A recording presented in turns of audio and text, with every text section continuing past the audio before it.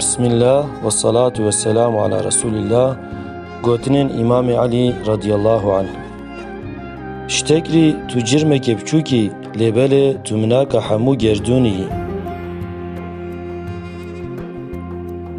Ye terka daravi hanek u daravi jdil neke zevqa imani nastine. Gavate tişteki khair niyet kir lesbke he nefsate tenakh apandiye.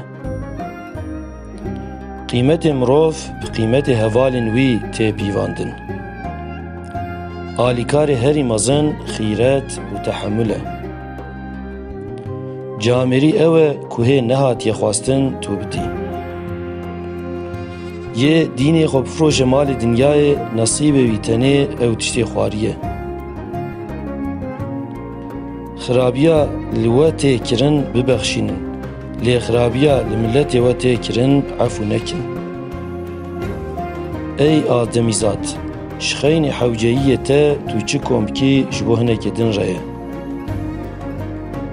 Kefaretên gunehê mezin alîkariya mazlûman û dilxweşkirina bêçareyê ye. Zarokên xwe ne ji bo îro, ji bo pêşerojê perwerde bikin.